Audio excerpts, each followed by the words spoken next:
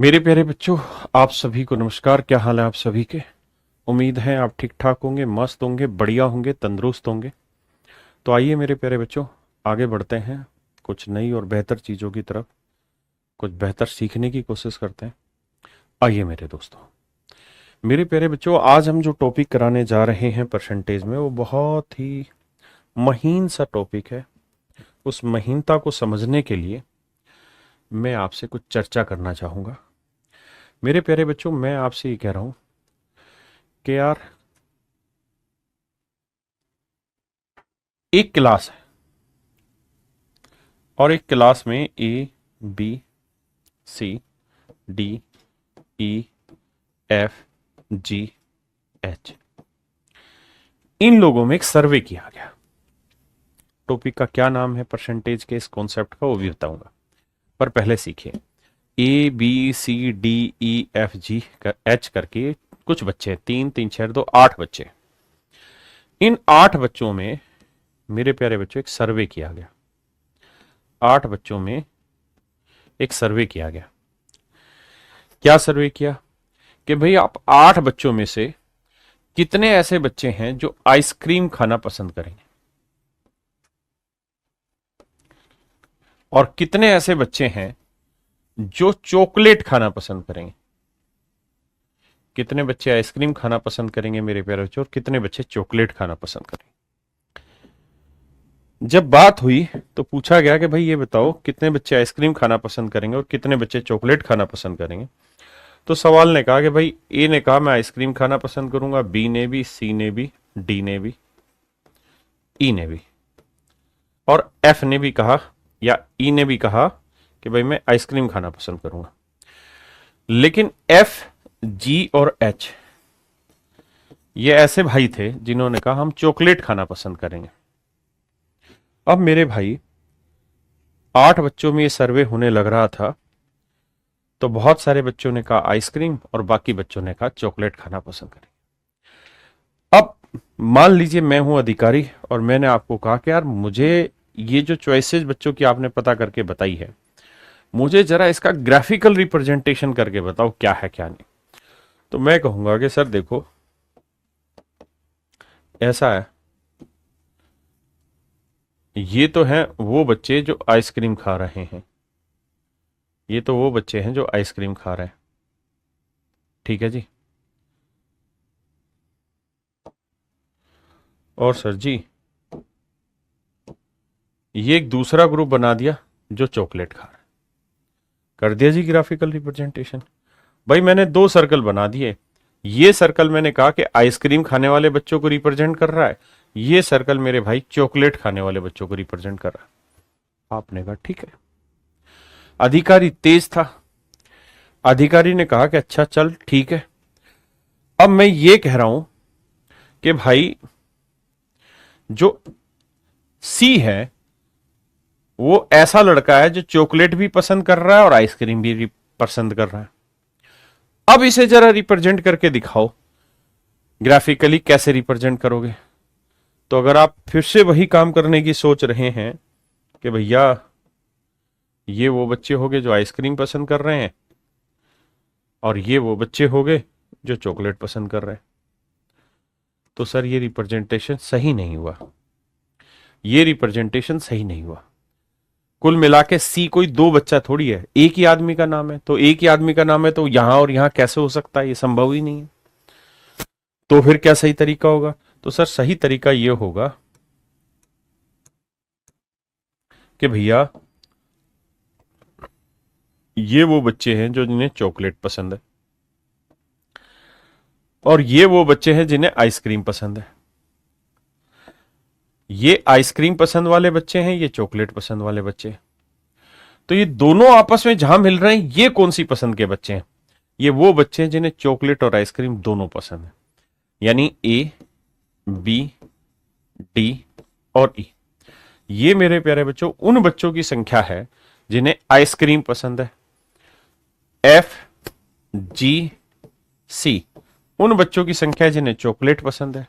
F, G, H, sorry, उन बच्चों की संख्या है जिन्हें चॉकलेट पसंद है। और मेरे बच्चे, ये वो बच्चे हैं जिन्हें चॉकलेट और आइसक्रीम दोनों पसंद है। चॉकलेट और आइसक्रीम दोनों पसंद है, क्योंकि ये जो सी ग्रुप है ये ऐसा ग्रुप है जो इसको भी रिप्रेजेंट कर रहा है, यानी आइसक्रीम वाली कॉलम में भी है और चॉकलेट वाले कॉलम में भी है। दूसरी बड़ी और अच्छी समझदार वाली बात सीखने की कोशिश करते हैं, क्या कि मेरे बच्चों अब जरा गौर फरमा के बताइए कि ये वाला जो डाटा है, ये वाला,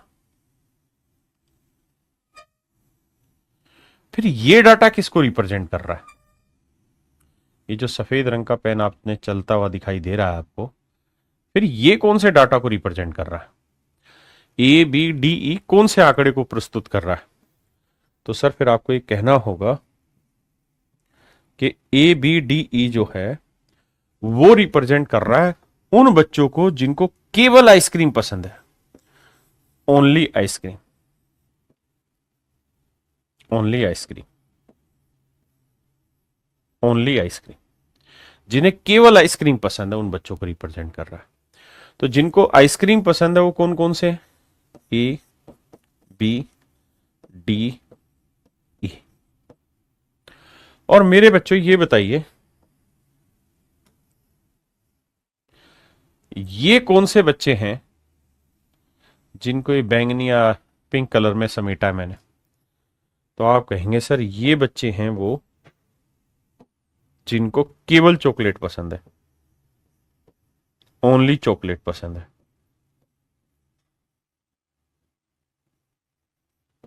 पसंद है, इनके नाम है एफ जी एच। ये वो बच्चे हैं मेरे भाई जिन्हें चॉकलेट पसंद है। और मेरे प्यारे बच्चों ये कौन से भाई हैं? ये वो भाई हैं जिन्हें चॉकलेट और आइसक्रीम दोनों पसंद है। Chocolate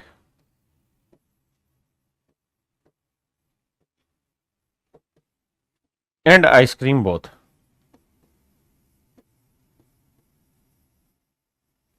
chocolate and ice cream both, दोनों पसंद है, चॉकलेट भी और आइसक्रीम भी। तो इनकी संख्या सी, इनकी संख्या सी। मैं कहूं चॉकलेट कितनों को पसंद है तो F G H C. Ice cream कितनों को पसंद है तो ए बी डी ई सी। हाँ है ना? तो मेरे बच्चों ये तो थी दो चीजों की कहानी। अब हम करते हैं तीन पे भी आगे काम करेंगे, चार पे भी आगे काम करेंगे। चार पे नहीं आता पेपर में, दो पे ही पूछा जाता है, लेकिन तीन पे काम करेंगे। तो मेरे भाइयों यहां से आपको कुछ चीजें समझ में आई होंगी। एक बार जरा कमेंट करके बता दीजिए मुझे कि अब मैं परसेंटेज में कौन सा कॉन्सेप्ट पढ़ाने जा रहा हूं। जी बहुत बढ़िया, बहुत बढ़िया, बिल्कुल सही आपने बताया। मैं आपको परसेंटेज में पढ़ाने जा रहा हूं वेन डायग्राम, वेन आरेख, वेन डायग्राम, वेन आरेख, वेन आरेख। तो मेरे प्यारे बच्चों वेन आरेख में कुछ रिप्रेजेंटेशन होता है और उनकी क्या क्या मतलब होता है वो सारी बातें समझाता हूं। ध्यान देना, ये जो ब्रैकेट इस तरह से रेक्टेंगल बनी होती है ये रिप्रेजेंट कर रही होती है कंप्लीट को, कंप्लीट या ग्रुप को। ये रिप्रेजेंट कर रहा होता है कंप्लीट को या ग्रुप को। जैसे मान लीजिए कोई स्कूल है और इस स्कूल में 140 बच्चे हैं, 140 स्टूडेंट है इस स्कूल में, 140 बच्चों को रिप्रेजेंट कर रहा है स्कूल रेक्टेंगल के रूप में। अब कह रहा हूं जी स्कूल में कुछ बच्चे ऐसे हैं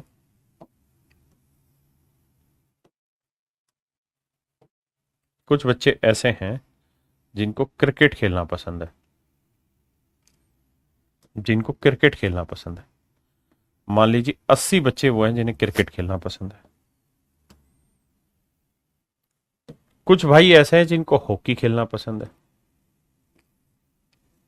कुछ भाई ऐसे हैं जिन्हें हॉकी खेलना पसंद है।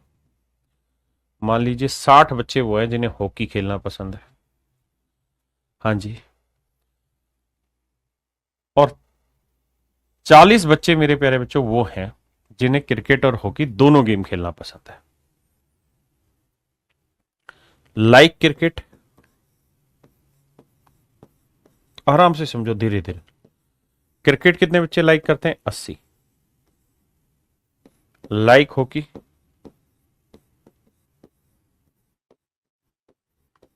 हॉकी कितने लाइक करते हैं? 60। और लाइक बोथ, दोनों कितने खेलना पसंद करते हैं? Hockey and cricket. तो ये है मेरे बच्चे 40। अब मैं आपसे ये जानना चाहता हूं कि भाई ओनली क्रिकेट खेलने वाले कितने? ओनली क्रिकेट खेलने वाले बच्चे कितने? क्रिकेट खेलने वाले बच्चे कितने?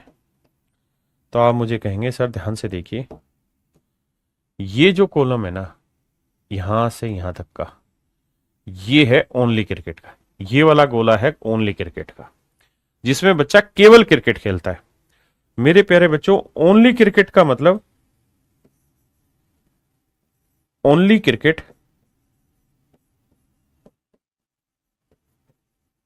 Not hockey. यानी वो बच्चे जिन्हें केवल क्रिकेट पसंद है, हॉकी पसंद नहीं है, ये वो अर्थ है इसका। ओनली क्रिकेट मतलब ओनली क्रिकेट नॉट हॉकी, यानी केवल क्रिकेट खेलते, हॉकी पसंद नहीं करते। तो मेरे प्यारे बच्चों, ये वाली संख्या होगी। अब आप ये बात खूबसूरती से जानते हैं कि सर ये टोटल कितना है? 80। लेकिन इस 80 में से 40 तो वो बच्चे हैं जो क्रिकेट और हॉकी दोनों पसंद कर रहे हैं, और हमसे पूछा है केवल क्रिकेट खेलने वाले, मतलब वो जो केवल क्रिकेट खेलते हैं, हॉकी नहीं खेलते। तो भैया 80 में से 40 तो वो है जो हॉकी खेलते हैं, तो यानी केवल 40 बच्चे जो केवल क्रिकेट खेलते हैं। ऐसे मेरे बच्चे, अगर मैं कहूं कि ओनली हॉकी खेलने वाले, तो ओनली हॉकी का मतलब, ओनली हॉकी का मतलब ओनली हॉकी नॉट क्रिकेट, कि केवल हॉकी खेलते हैं, क्रिकेट नहीं। केवल हॉकी खेलते हैं मेरे प्यारे बच्चों, क्रिकेट नहीं। कोई फालतू कमेंट नहीं, अब सिर्फ पढ़ने पे ध्यान दो, फिर बाद में बात करें। तो मेरे भाई, टोटल हॉकी खेलने वाले 60 बच्चे हैं, और मैं पूछ रहा हूं ओनली हॉकी। ओनली हॉकी का मतलब जो क्रिकेट नहीं खेलते। तो अगर हॉकी में क्रिकेट, ये वाले तो क्रिकेट भी खेलते हैं, तो मुझे चाहिए वो जो केवल हॉकी खेलते हैं, क्रिकेट नहीं। तो 60 में से 40 हटाएंगे तो कितना बचा मेरे भाई? 20। यानी 20 बच्चे वो हैं जो केवल हॉकी खेलते हैं। 20 बच्चे मेरे प्यारे बच्चों वो हैं जो केवल हॉकी खेलते हैं। क्या आप सहमत हैं इस बात से? हाँ जी। किसी भाई ने कोई लोड है थे? नहीं। अब मैं आपसे ये जानना चाह रहा हूं, कितने ऐसे बच्चे हैं जो क्रिकेट और हॉकी दोनों खेलते हैं? एक शब्द होता है मेरे प्यारे बच्चों, जिसे हम कहते हैं cricket and hockey.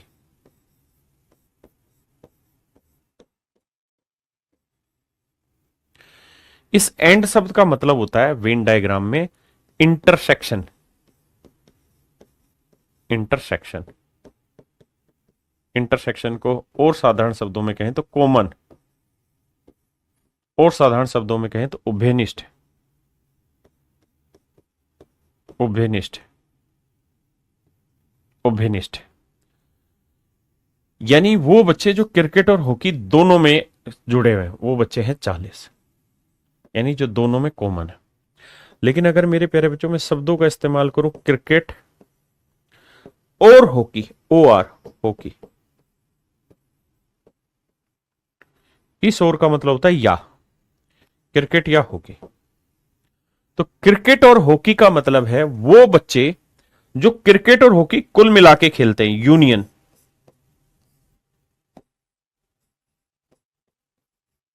Union, union का मतलब होता है कुल मिला के जो खेलते हैं।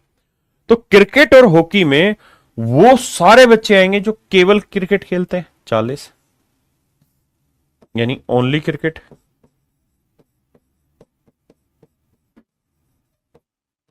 ओनली हॉकी और ओनली हॉकी हो गया, और क्रिकेट एंड हॉकी बोथ। तो केवल क्रिकेट खेलने वाले 40 है, केवल हॉकी खेलने वाले 20 है, क्रिकेट और हॉकी दोनों खेलने वाले 40 है। तो 40 40 80 और 20 100, यानी कुल मिला के 100 ऐसे बच्चे हैं जो क्रिकेट और हॉकी के यूनियन में आते हैं। मतलब क्रिकेट खेलते हैं या हॉकी खेलते हैं, या क्रिकेट हॉकी दोनों खेलते हैं। या में सब कुछ शामिल होता है, एंड में केवल कॉमन वैल्यू शामिल होती है। हाँ जी।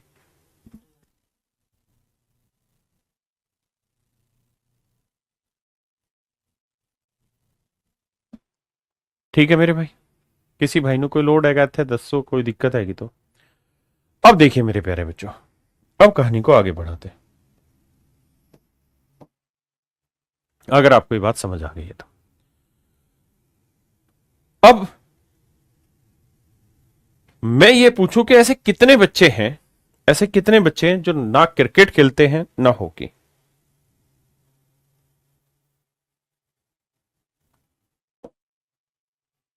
ऐसे कितने बच्चे हैं जो ना तो क्रिकेट खेलते ना हॉकी,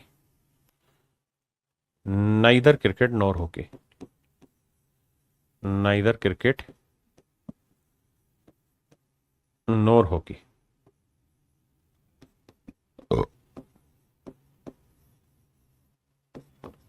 ना क्रिकेट ना हॉकी,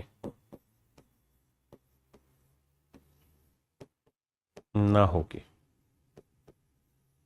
ना क्रिकेट ना हॉकी, कितने ऐसे बच्चे हैं? तो मेरे भाई ये देखो कि टोटल कितने बच्चे हैं, 140। इसमें से उन बच्चों की संख्या घटा दो जो क्रिकेट या हॉकी खेलते हैं, यानी इनका यूनियन, क्रिकेट और हॉकी का यूनियन, वो कितने हैं, 100। तो 140 में से 100 बच्चे हटा देंगे तो बाकी बचे 40। ये 40 वो होंगे जो ना क्रिकेट खेलते हैं ना हॉकी खेलते हैं, जो ना क्रिकेट खेलते हैं मेरे बच्चों ना हॉकी खेलते हैं। तो ये है वेन डायग्राम का मूल स्वरूप, ये है मेरे प्यारे बच्चों वेन डायग्राम का मूल स्वरूप। अब जरा इस पे कुछ फार्मूले लिखवा देता हूं मेरे प्यारे बच्चों। आपको ऐसे दे रखा होगा भाई, कुछ बच्चे क्रिकेट खेलते हैं, कुछ बच्चे हॉकी खेलते हैं। देखिए एनसी का मतलब होता है नंबर ऑफ प्लेयर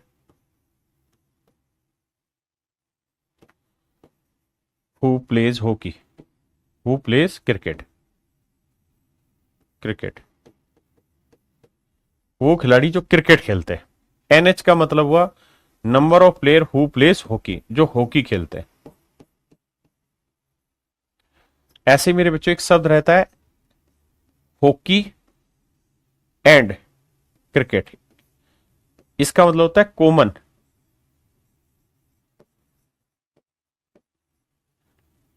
एंड, इसकी जगह एंड होता है। हॉकी एंड क्रिकेट का मतलब हॉकी और क्रिकेट में दोनों में जो कॉमन है, तो ये रहता है, इसका मतलब है number of player who plays both game, who plays both, जो दोनों गेम खेलते हैं। और मेरे प्यारे बच्चों एक होता है हॉकी यूनियन क्रिकेट, इस उल्टे साइन को इंटरसेक्शन लिखते हैं, उल्टे यू को इंटरसेक्शन माने कॉमन, और मेरे प्यारे बच्चे इसको लिखते हैं यूनियन, जो अभी अर्थ बताया। यूनियन का मतलब है नंबर ऑफ प्लेयर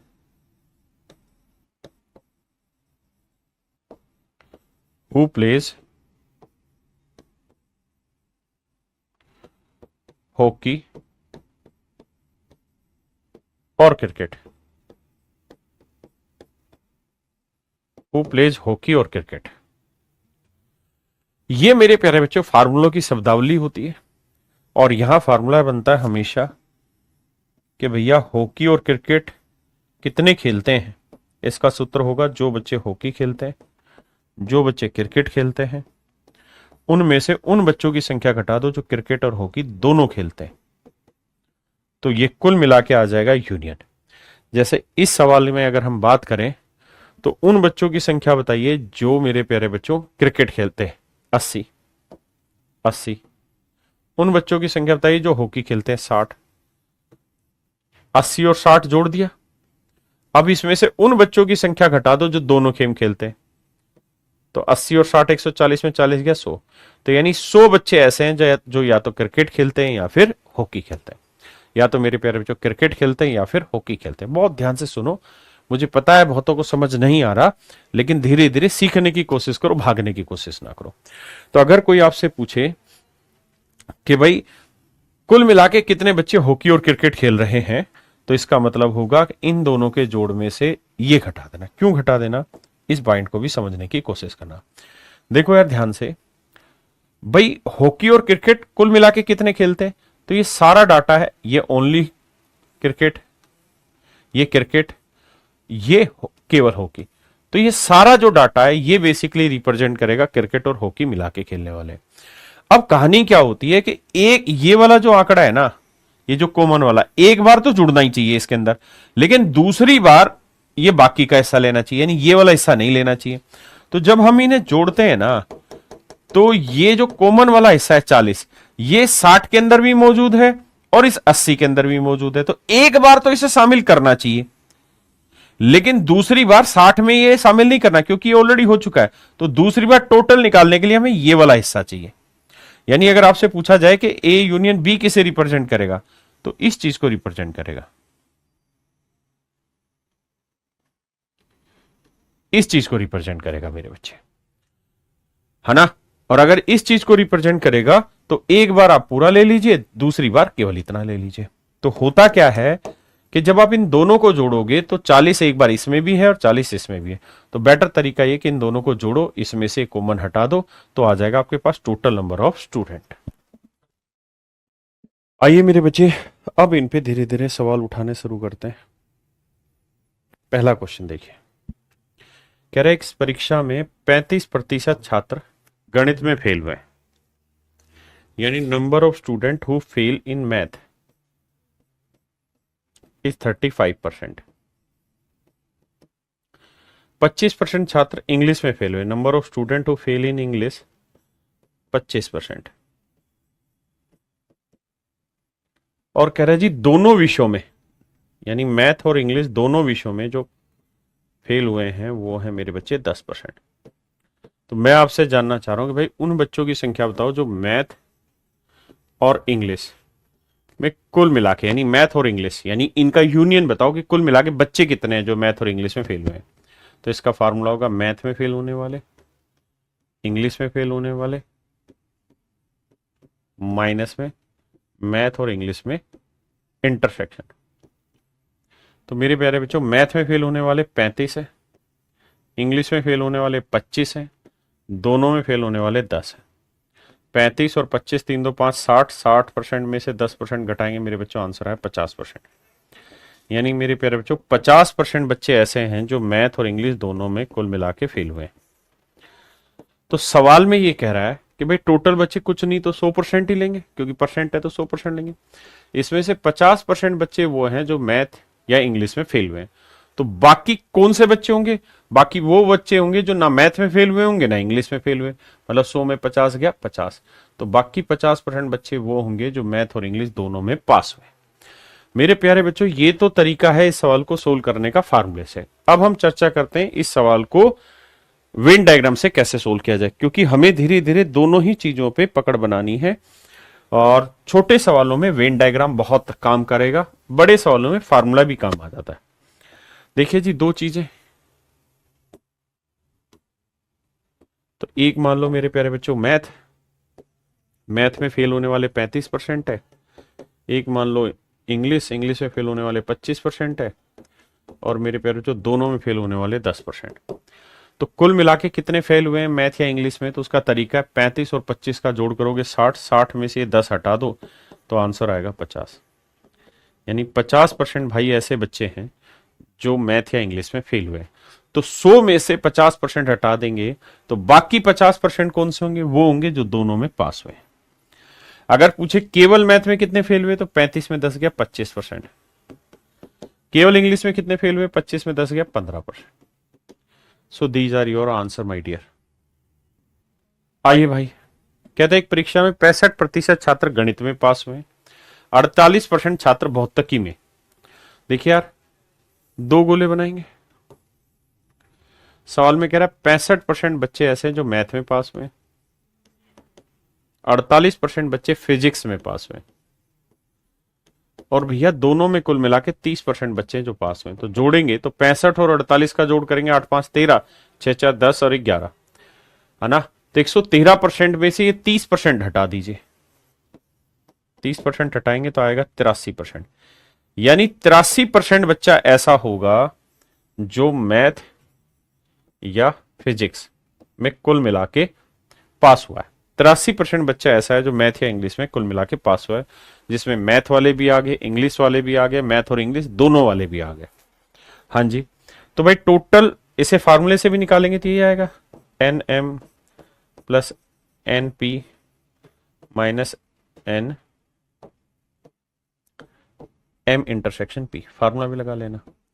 तो 100% में से 83% बच्चे ऐसे हैं जो पास हुए, तो किसी ना किसी एक सब्जेक्ट में, चाहे मैथ में हो केवल में, या केवल इंग्लिश में, केवल फिजिक्स में हुए हो, या दोनों में। तो बाकी 17% कौन होंगे? बाकी 17% वो बच्चे होंगे जो मैथ फिजिक्स दोनों में पास हुए। तो ऑप्शन ए। कहता है जी एक विद्यालय में 50% छात्र क्रिकेट खेलते हैं, 50% बच्चे क्रिकेट खेलते हैं, और मेरे नन्हे मुन्ने बच्चों कह रहा है 40% बच्चे फुटबॉल खेलते हैं, 40% बच्चे फुटबॉल खेलते हैं। 10% मेरे भाइयों बच्चे ऐसे हैं जो क्रिकेट और फुटबॉल दोनों खेलते हैं, 10% बच्चे ऐसे हैं जो क्रिकेट फुटबॉल दोनों खेलते हैं। मैं जानना चाह रहा हूं कि उन बच्चों की संख्या बताओ जो क्रिकेट या फुटबॉल खेलते हैं, मतलब इनका यूनियन बताओ।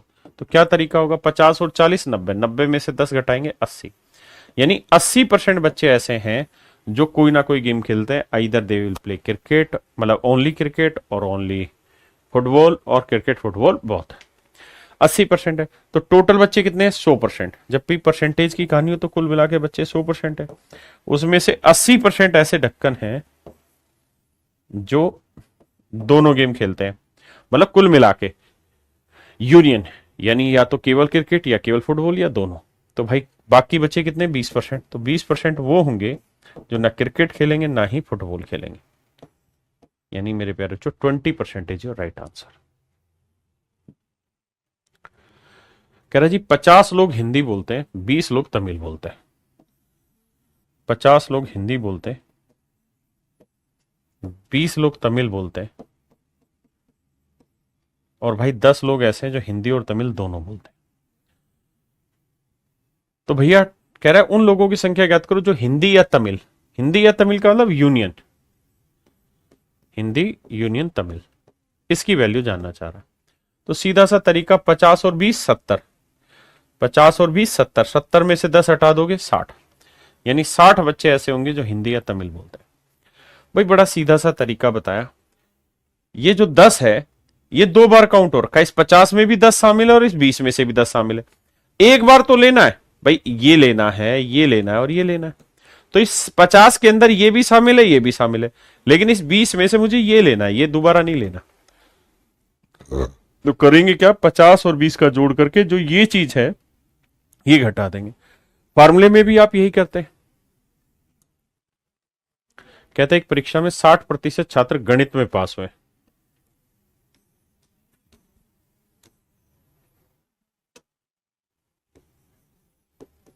60% बच्चे मैथ में पास हुए, 55% बच्चे अंग्रेजी में, इंग्लिश में पास हुए।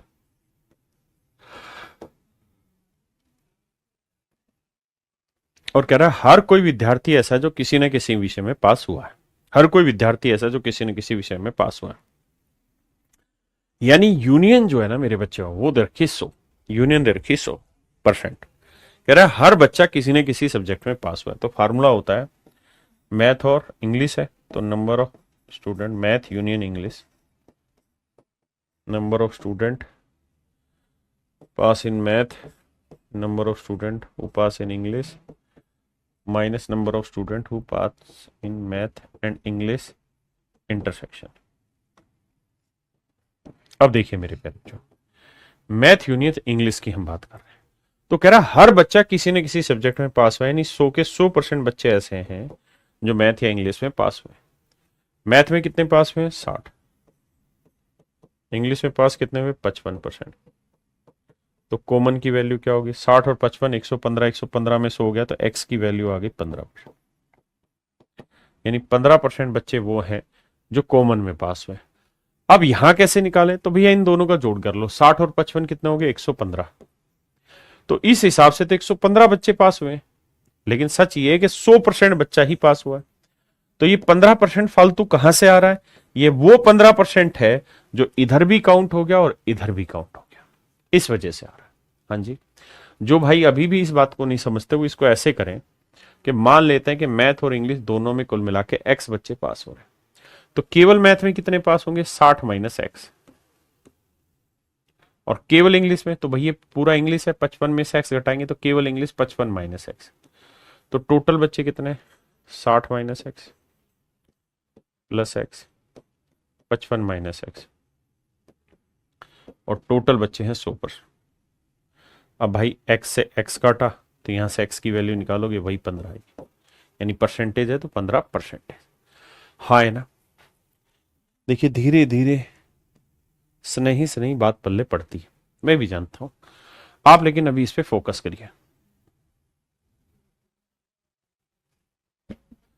अब देखो मेरे प्यारे बच्चों, इस सवाल में कह रहा है एक 60 छात्रों की कक्षा में 40% केवल हिंदी बोलते हैं। कहता है 60 बच्चों की क्लास है,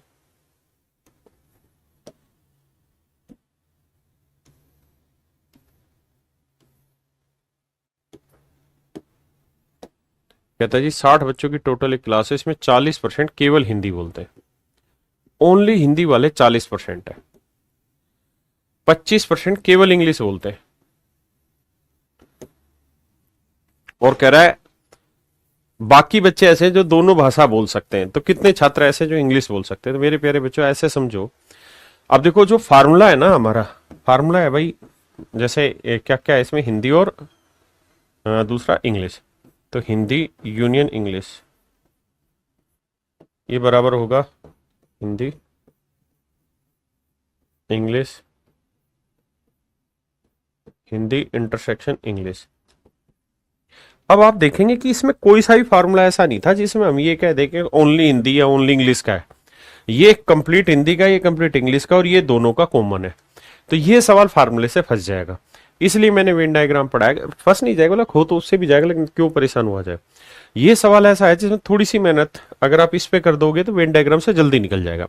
अब आपको सिर्फ ये सोचना है कि भाई टोटल है बच्चे 100%, ये बच्चे हैं 25%, ये बच्चे हैं 40%, तो 40 और 25 कितने हो गए? 65%। तो 100 में से मेरे प्यारे बच्चों 65% घटा दोगे तो बच्चे कितने? 35%। यानी इसका मतलब ये हुआ मेरे भाई 35% बच्चे ऐसे हैं जो दोनों में कॉमन है। 35% बच्चे मेरे प्यारे बच्चों ऐसे हैं जो दोनों में कॉमन है, यानी हिंदी और इंग्लिश दोनों में कॉमन है। अब मैं आपसे सवाल में ये पूछना चाहता हूं कि भाई हिंदी कितने बच्चे पढ़े हैं या इंग्लिश कितने बच्चे बोलते हैं? तो इंग्लिश कितने बच्चे बोल रहे हैं ये अब आपके लिए आसान है। कैसे? टोटल जोड़ोगे तो 25 और 35 का जोड़ कितना हुआ? 50। तो 50% मेरे प्यारे बच्चों हिंदी ना इंग्लिश बच्चे बोलते हैं। 35 और 25 कितना हुआ? 50 नहीं 60%, सॉरी माफ करना, यानी 60% बच्चे ऐसे हैं मेरे भाई। हाँ जी रोहित, 60% बच्चे ऐसे हैं जो आपके इंग्लिश बोलते हैं। लेकिन वो नहीं कह रहा कितने परसेंट, कह रहा कितने बच्चे। तो भाई टोटल बच्चे कितने हैं? 60। तो 60 का 60% निकालो, तो मेरे भाई आया 36। यानी 36 बच्चे ऐसे हैं मेरे प्यारे बच्चों जो अंग्रेजी बोलते हैं। केवल अंग्रेजी नहीं, अंग्रेजी बोलते हैं। मैं कहूं हिंदी कितने बोलते हैं? तो 40 और 35, 75% हिंदी बोलते हैं। हाँ जी, समझे भाई मेरी बात?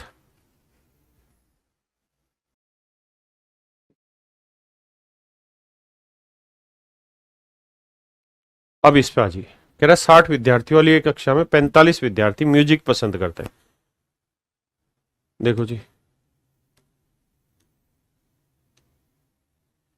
45 विद्यार्थी म्यूजिक पसंद करते हैं और मेरे बच्चे 50 विद्यार्थी डांस पसंद करते हैं। 50 विद्यार्थी डांस पसंद करते हैं, 5 विद्यार्थी कुछ भी पसंद नहीं करते। यानी टोटल बच्चे हैं 60। टोटल बच्चे हैं 60। हाँ जी, उसमें से 5 बच्चे ऐसे जो कुछ भी पसंद नहीं करते। तो मतलब डांस या म्यूजिक कुल मिला के 55 पसंद करते हैं। यानी N music union dance, music या डांस में जो कुल मिला के संख्या है वो 55 है। तो अगर मेरे भाई इसको फार्मूले से पढ़ना चाहो तो आप फार्मूला लिखोगे N music union dance, N music and dance minus N music intersection dance. तो देखो म्यूजिक यूनियन डांस है कितने मेरे भाई? 55। म्यूजिक कितने पसंद करते हैं? 45। डांस कितने पसंद करते हैं? 50 माइनस म्यूजिक यूनियन डांस, ये कितने हुए मेरे भाई? ये हमें निकालना है। तो मान लो ये वाली वैल्यू x है, तो 50 गया 5, 40, 40 बचा भाई, 40 बचा ना, 95। हाँ तो 40 बचा, ठीक है। तो x की वैल्यू आ गई 40, यानी 40 बच्चे ऐसे हैं जो मेरे बच्चे दोनों चीजों को पसंद करते हैं, म्यूजिक को भी और डांस को भी। हाँ जी, ये तो है डिटेल। अगर मेरे भाई इसको सॉर्ट करना है,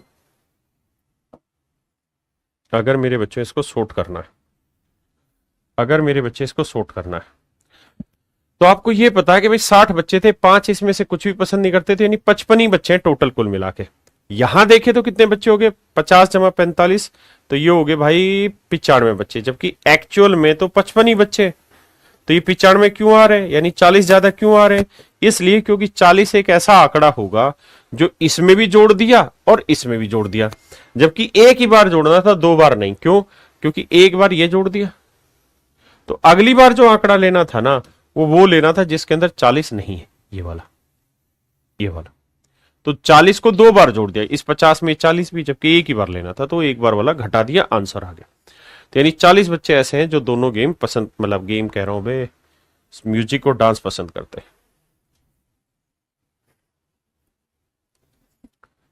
करिए बाबू, ए बाबू मुशाय। कहता है गांव में 60% परिवारों में प्रत्येक के पास एक गाय। कहता है 60% परिवार ऐसे हैं जिनके पास हर एक के पास गाय।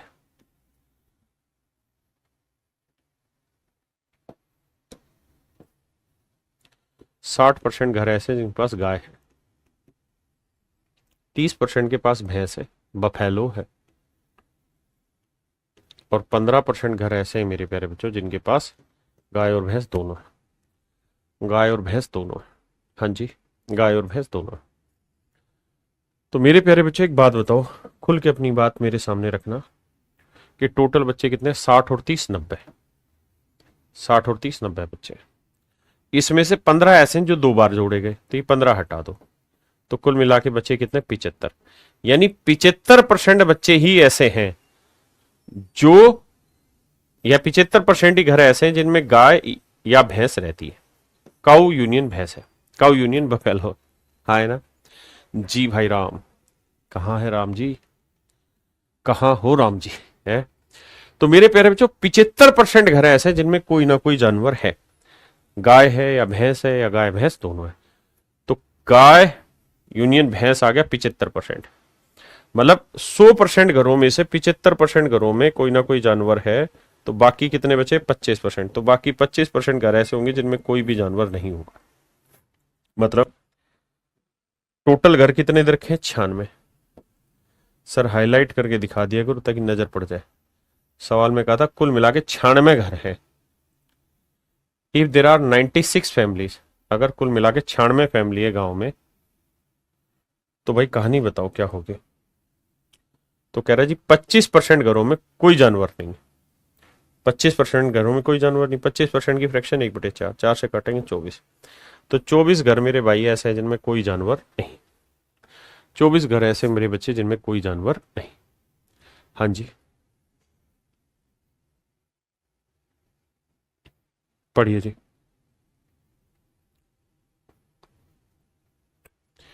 तक थई थई थई था, तक थई थई तक थई था।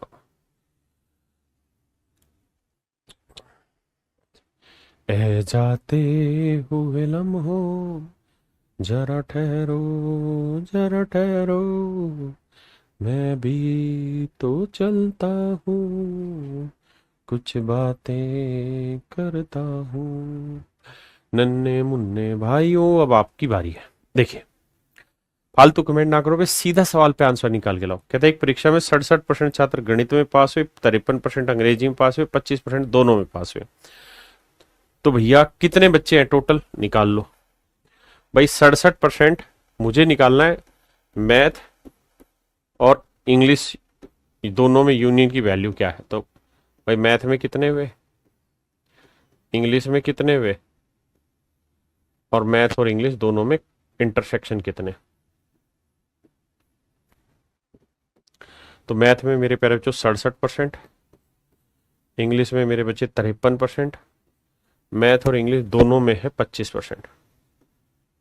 तो यह आएगा 7 3 10, 6 5 11 1 12 -25, 95। यानी 95% बच्चे ही कुल मिला के कहानी कर रहे हैं मैथ या इंग्लिश में। 95% ही यूनियन में बच्चे हैं। यानी मैथ और इंग्लिश से पास होने वाले टोटल बच्चे 95। हमने भी डायरेक्ट वेन डायग्राम में यही सीखा है भाई, मैथ में 67 है, उसमें 53 है, तो टोटल बच्चे हो गए 120। इसमें से 25% ऐसे बच्चे जो दोनों में पास है, तो वो एक बार घटा दो, तो 95% बच्चे आ गए मेरे भाई कुल मिला के। तो टोटल 100% बच्चे होते हैं। आप कहेंगे हाँ, तो 100 में से 95% वो है जो किसी न किसी में पास हुए, तो बाकी कितने बचे? 5%।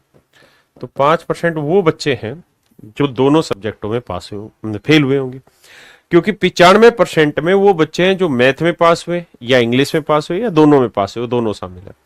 तो बाकी 5% कौन से होंगे? जो किसी में पास नहीं हुए, और किसी में पास नहीं हुए तो मतलब फेल हुए।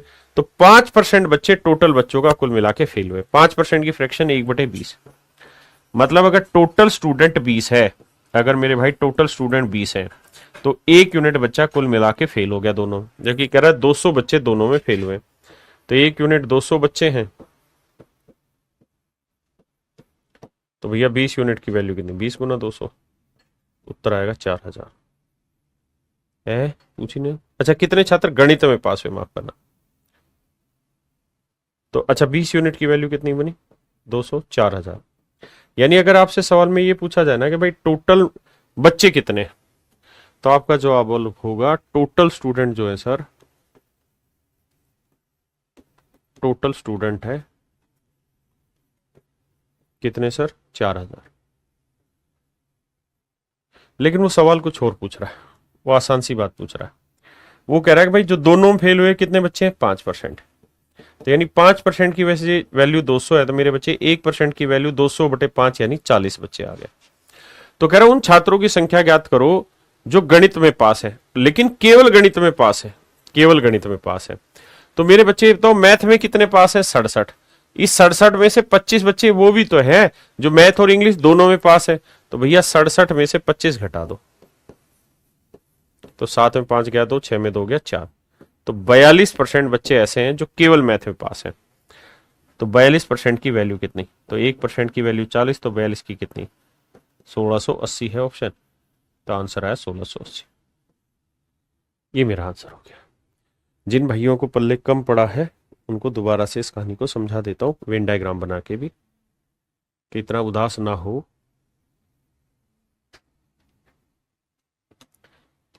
भाई एक सिंपल बात कह रहा है, एक मैथ है, दूसरा इंग्लिश है। मैथ में 67% बच्चे पास हो रखे, इंग्लिश में भाई 53%, दोनों में हो रहे 25%। तो टोटल यहां से निकालोगे 95% पास हुए, तो 5% फेल, वो इतना। अब कह रहा है केवल मैथ, तो भैया केवल मैथ तो ये वाला होगा, तो 67 में से 25 हटाएंगे तो ये आएगा कितना? 42%। यानी 42% बच्चा ऐसा है जो केवल मैथ में पास हुआ। तो 1% 40 है, तो 42% की value 1680। That would be my dear student is your right answer. हाँ है ना? ये मेरे प्यारे बच्चों मेरा आंसर।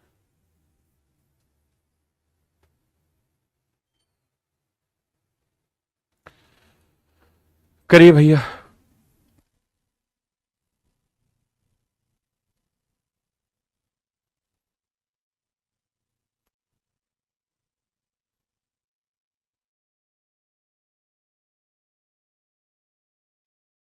आइए मेरे प्यारे बच्चों, कह रहा है कि एक परीक्षा में 48% छात्र हिंदी में,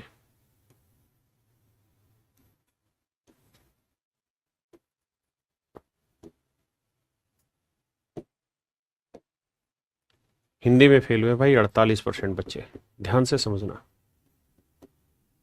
32% छात्र हिस्ट्री में फेल हुए, हिस्ट्री में 32% बच्चे फेल हुए, ई से डिनोट कर देते इतिहास को। 20% बच्चे दोनों विषयों में फेल हुए, तो दोनों विषयों में पास हुए की संख्या इतनी, तो कुल छात्रों की संख्या कितनी? तो भाई ये देखो 48 और 32 का जोड़ करेंगे 80, 80 में से 20 घटाए 60, यानी टोटल कुल मिला के 60% बच्चा है जो दोनों ही मतलब कुल मिला के फेल हुआ है। किस किस में? हिंदी, यूनियन, इतिहास में 60% बच्चा है। तो मेरे प्यारे बच्चों टोटल 100% है, उसमें से 60% हटा देंगे तो बचा कितना? 40%। तो यार नहीं मेरे भाई 40% की जो फ्रैक्शन है ना मेरे भाई, वो बेसिकली रिप्रेजेंट कर रहा है 880 रुपए, 880 लोगों को। तो 1% की फ्रैक्शन होगी 880/40। तो कह रहा कुल छात्रों की संख्या ज्ञात करो। तो टोटल छात्र तो 100% थे मेरे भाई, तो 100% की वैल्यू कितनी? 0 से 0 22, 2200 मेरा आंसर आ रहा है। ऑप्शन बी मेरा सही आंसर है मेरे प्यारे बच्चों, बहुत सुंदर। कहता है एक परीक्षा में 600 छात्रों ने परीक्षा दी, 35% छात्र भौतिकी में फेल हुए, 45% छात्र रसायन में फेल हुए, और भाई 20% छात्र दोनों में फेल हुए। तो बताइए दोनों विषयों में कितने पास हुए? तो भाई ये देखो 35% तो है, चलो मैं डिटेल ही बता रहा हूं। अब पता है आंसर है ना, खटाखट आना चाहिए गोली गेट की स्पीड से। अब तुम्हारा समय नहीं खराब होना चाहिए। कह रहा भैया फिजिक्स में 35% बच्चे फेल हुए, 45% बच्चे केमिस्ट्री में फेल हुए, और 20% बच्चे दोनों में फेल हुए। 20% बच्चे दोनों में फेल हुए। तो टोटल फेल कितने? 45 और 35, 70, 80, 80 में 20 गया, 60% बच्चे कुल मिला के फेल हुए। तो भैया टोटल 100% है, 100% में यूनियन 60 है, तो बाकी 40 कौन से हुए? वो जो दोनों में पास हुए होंगे। तो दोनों में जो पास हुए हैं वो 40% है, और हमें 600 टोटल बच्चे दे रखे हैं। तो 600 का 40% निकालना है, 6 चौक 24, 240 मेरे बच्चे मेरा आंसर होगा। मेरे नन्हे मुन्ने मेरे प्यारे बच्चों, 240 is your right answer, 240 is your right answer.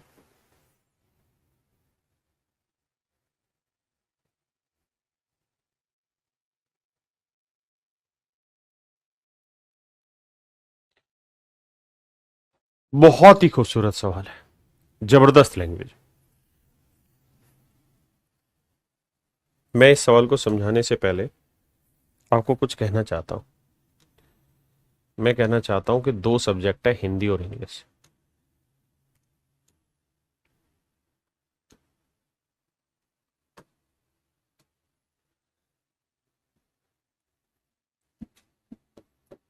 Hindi और इंग्लिश सिर्फ समझने की कोशिश करना।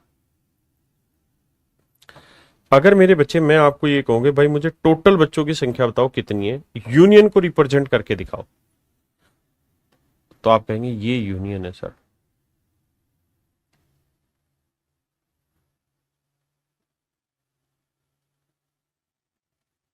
ये यूनियन है।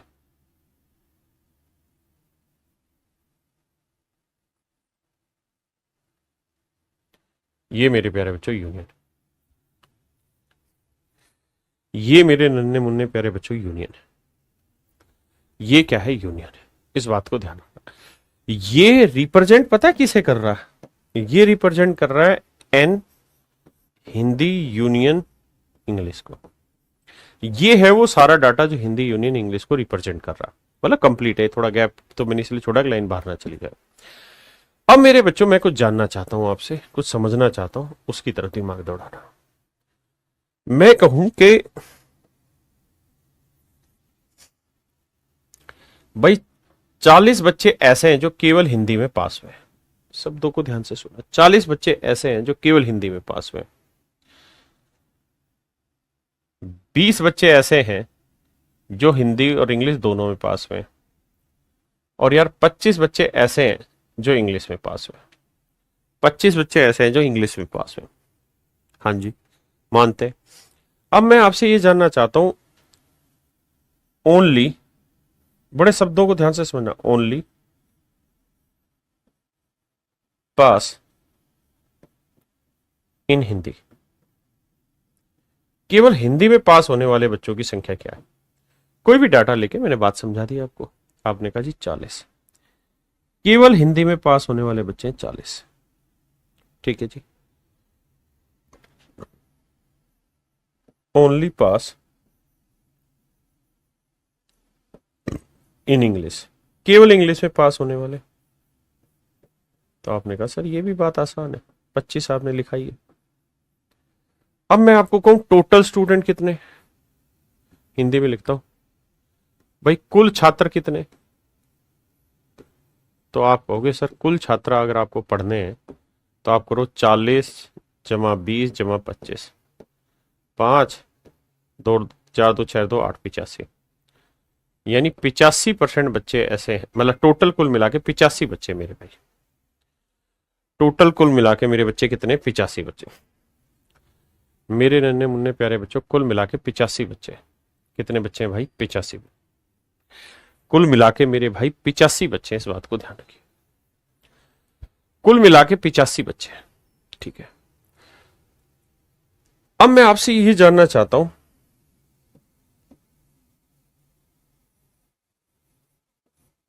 ओनली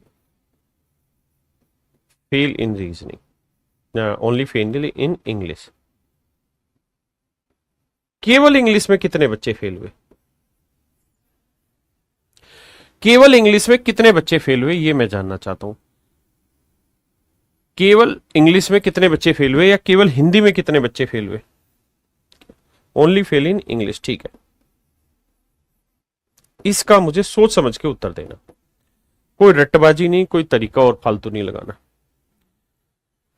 तो आप कहोगे सर एक क्लास है, क्लास में कुल मिला के 85 बच्चे हैं। 85 बच्चों में, बहुत ध्यान से मेरे शब्दों को सुनना क्योंकि पूरा निचोड़ यहीं से निकलेगा। इन 85 बच्चों में सर 40 बच्चे ऐसे हैं जो केवल हिंदी में पास हुए। केवल हिंदी में पास हुए 40 बच्चे। मेरे बच्चे बताओ सब्जेक्ट कितने? 2।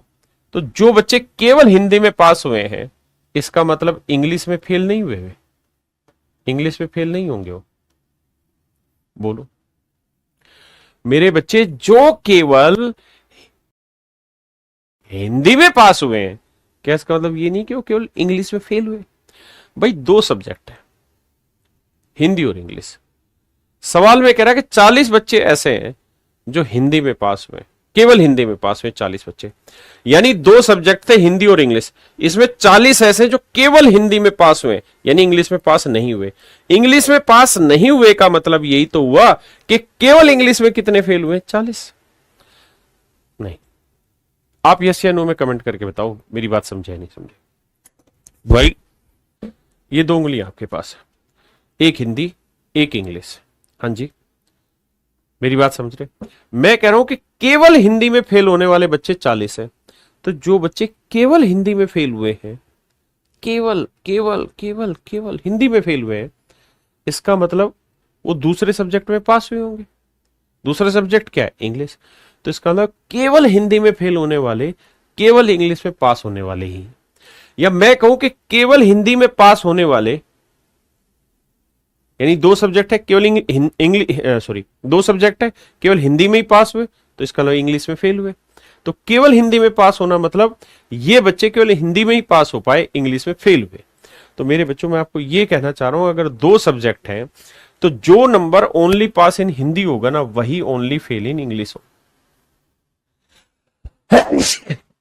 और ओनली पास इन इंग्लिश जो होगा ना, वो वही होगा जो ओनली फेल इन हिंदी होगा। फेल इन हिंदी। देखिए शब्दों का जंजाल है, जितना प्यार से समझो उतना बेटर। बार बार लैंग्वेज को देखो। अब कमेंट करके बताओ कितने बच्चे इस बात से सहमत हैं, जल्दी से। Very good. यानी 2 ही चीजें हैं भाई। मैं ऐसे कहूं कि ये आइसक्रीम है,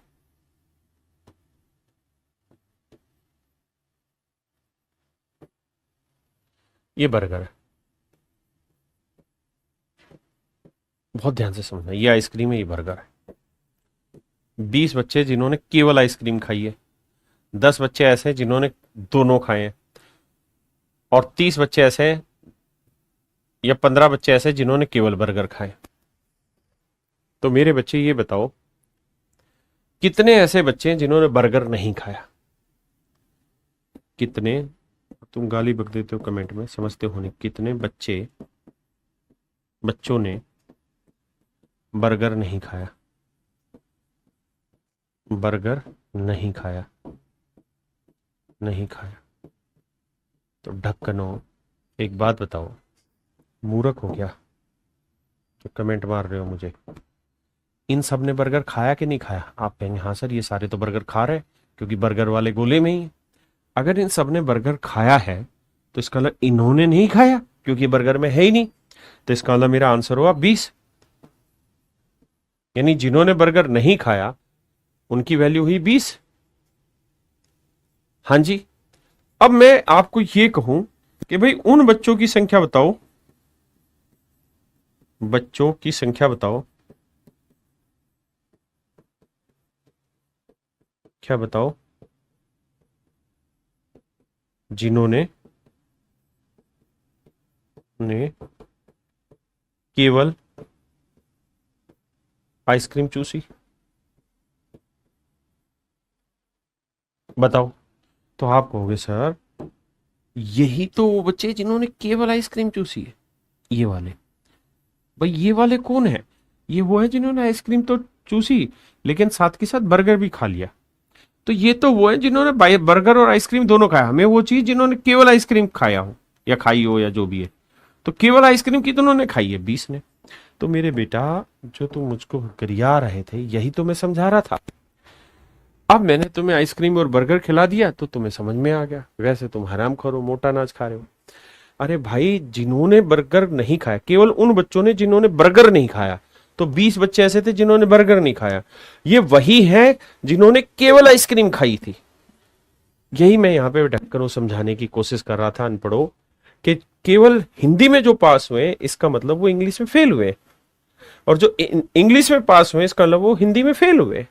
बस यही बात मैं कह रहा था यार, और कुछ थोड़ी ज्ञान दे रहा था। अब इस सवाल को पढ़ो और इस सवाल का उत्तर दो। बहुत ही जबरदस्त सवाल है, मतलब देखते ही मजा आ जाएगा। सवाल ऐसा है, सवाल में कह रहा है एक परीक्षा में 80% छात्र गणित में पास हुए, 65% छात्र तर्क शक्ति में उत्तीर्ण हुए, 15% छात्र दोनों विषयों में अनुत्तीर्ण हुए। मान लिया यार, पास हुए फेल हुए चलेगा। अब कह रहा है 150 student who passed only in maths, pass only in math. मैंने अभी समझाया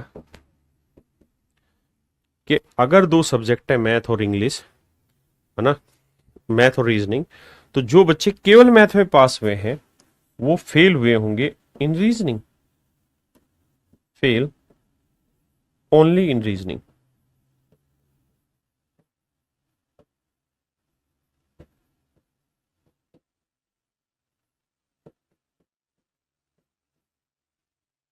only fail only in reasoning.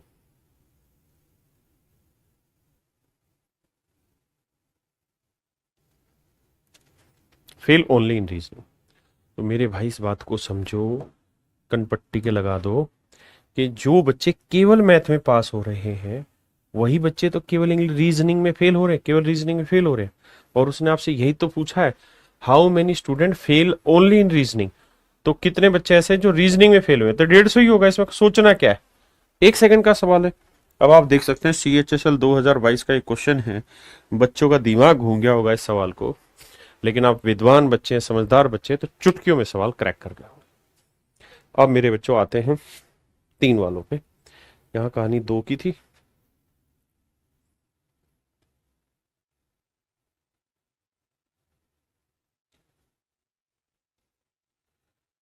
आइए भाई, पहले एग्जाम्पल से समझा देता हूँ मतलब क्या होता है। देखो यार 3 चीजें होंगी इस बार।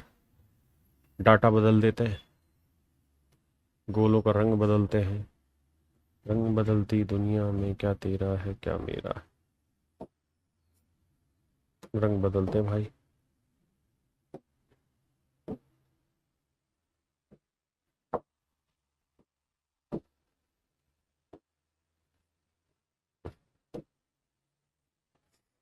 मेरे बच्चों आओ भाई, ये तो है बिस्किट खाने वाले,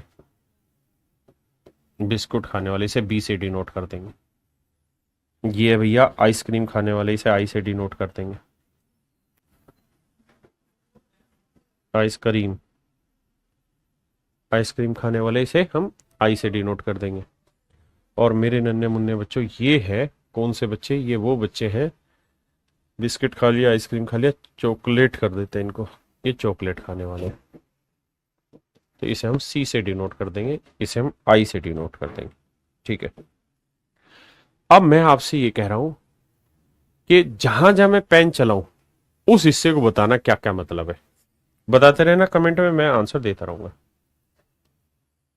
मैं आपको कहूं कि मुझे बताइए ये जो डाटा है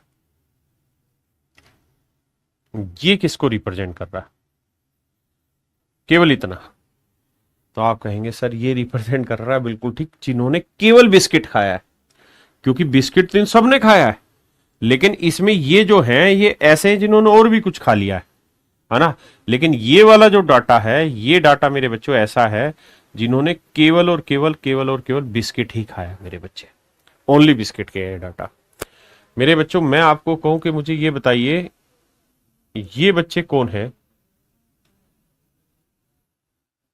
अगर मैं ये कलर चला दूं तो ये पूरा सफेद रंग किसको रिप्रेजेंट कर रहा है? तो आप कहेंगे सर ये वो बच्चे जिन्होंने केवल चॉकलेट खाई है। और मेरे बच्चों ये बताइए ये बच्चे कौन से हैं फिर? ये बच्चे कौन से हैं? तो सर ये वो बच्चे हैं जिन्होंने केवल आइसक्रीम खाई है। ये वो बच्चे हैं सर जिन्होंने केवल आइसक्रीम खाई। बहुत सुंदर, तुम तो समझदार हो गए। तो अब मैं आपसे ये जानना चाह रहा हूं कि इन बच्चों की संख्या बताओ क्या है, ये बताओ, बोलो, जवाब दो। तो मेरे भाई एक बात समझो, बहुत प्यार से सुनना, ये कौन से बच्चे हैं? सर ये वो बच्चे हैं जिन्होंने बिस्किट भी खाया है, आइसक्रीम भी खाई है और चॉकलेट भी खा गए। क्यों? क्योंकि देखो ये वाला हिस्सा है चॉकलेट का, यहां से यहां तक का ये हिस्सा चॉकलेट का, ठीक है जी, बिल्कुल सही है। तो सर ये वाला हिस्सा है किसका? आइसक्रीम का, और ये वाला हिस्सा है सर बिस्किट का। तो ये वो बच्चे हैं जिन्होंने बिस्किट, चॉकलेट और आइसक्रीम खाए हैं। लेकिन अगर मैं आपसे कह दूं कि ये वाला हिस्सा बताओ कौन सा है, तो आप कहेंगे ये वो हिस्सा है जिसमें तीनों शामिल होते हैं, जिन्होंने बिस्किट, चॉकलेट, आइसक्रीम तीनों खाए। तो ये वो वाला हिस्सा है मेरे बच्चे। इसका नाम अगर मैं कुछ रख दूं, एक रख दूं, तो ये एक जो रिप्रेजेंट कर रहा है ना, ये बेसिकली रिप्रेजेंट कर रहा है उन बच्चों का जिन्होंने बिस्किट भी खाए हैं, चॉकलेट भी खाए हैं और आइसक्रीम भी खाई है। ये उनकी वैल्यू को रिप्रेजेंट कर रहा है। हाँ जी, ऐसे ही मेरे बच्चों अगर मैं आपको कहूं कि भाई मुझे ये वाली वैल्यू बताइए, दो किसको रिप्रेजेंट कर रहा है, तो आप कहेंगे देखो सर ये तो वो बच्चे हो गए जिन्होंने बिस्किट भी खाए हैं, चॉकलेट भी खाए और आइसक्रीम भी खाए हैं। लेकिन अगर इसमें से मैं ये डाटा हटा के सिर्फ इतना ही रखूं, तो ये किसको रिप्रेजेंट कर रहा है? तो सर ये बेसिकली रिप्रेजेंट करेगा उन बच्चों को जिन्होंने ओनली बिस्किट इंटरसेक्शन आइसक्रीम खाई है। जिन्होंने केवल बिस्किट और आइसक्रीम खाई है, ये दो को रिप्रेजेंट करेगा। क्या आप समझ पा रहे हैं भाई? समझने की कोशिश करना। मैं तुम्हें कहूं तुम सा हंसी देखा नहीं। अब मेरे बच्चों ये बताना, ये जो डाटा है ये किसको रिप्रेजेंट करेगा? अगर इसका नंबर 3 डाल दूं तो ये 3 किसको रिप्रेजेंट करेगा? तो मेरे बच्चों ध्यान देना, 3 रिप्रेजेंट करेगा ओनली आइसक्रीम और चॉकलेट, आइसक्रीम और चॉकलेट। समझ गए? यानी ये 3 वो है जिन्होंने आइसक्रीम और चॉकलेट खाई है, बट क्या नहीं खाई है?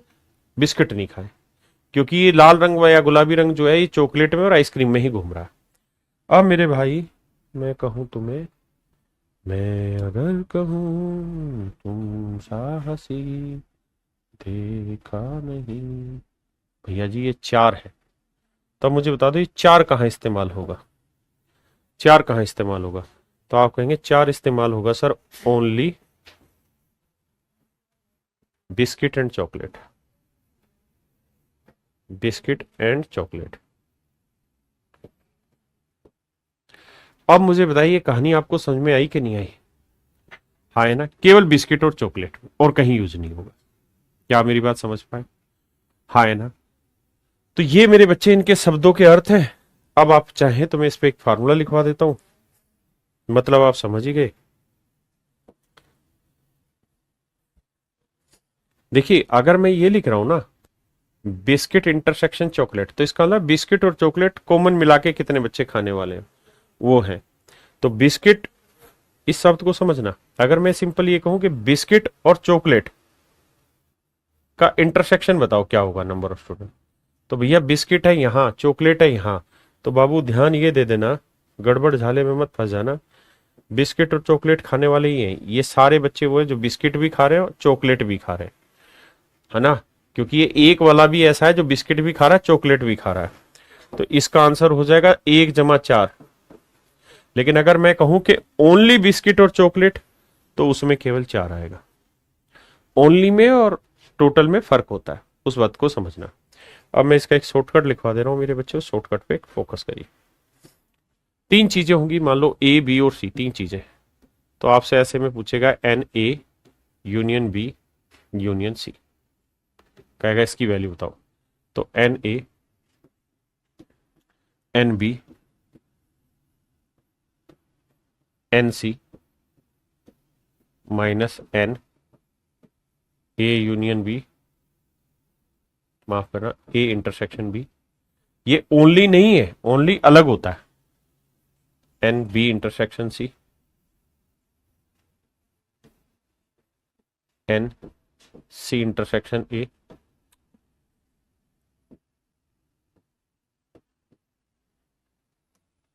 मैं अगर कहूं तुम साहसी देखा नहीं।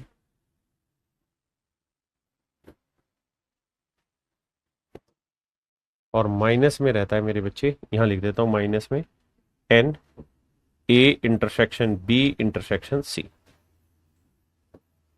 ना प्लस में रहता है। ये मेरे प्यारे बच्चों इसका सूत्र होता है। मैं आपको दोनों ही तरीके से समझाता हूं। पहले आप इस सवाल पहले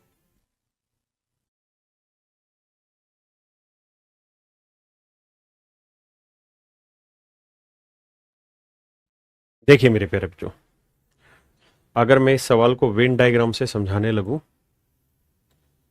तो ऐसे कह रहा है कि भाई 3 चीजें हैं, मैथ, इंग्लिश और हिंदी, ये 3 चीजें, मैथ, हिंदी और इंग्लिश। अब जरा ध्यान से देखिए, कह रहा 40% बच्चे मैथ में पास होते हैं, सॉरी फेल होते हैं मैथ में, 50% बच्चे इंग्लिश में फेल होते हैं, 30% बच्चे हिंदी में फेल होते हैं। अब इसके डाटा को फिट करते हैं।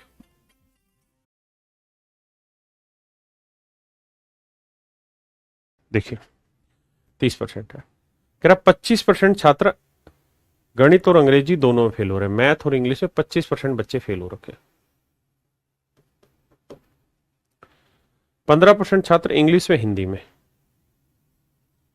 15% छात्र इंग्लिश में हिंदी में फेल हुए, 22% छात्र हिंदी व गणित में, 22% छात्र मेरे प्यारे बच्चों हिंदी व गणित में फेल हुए।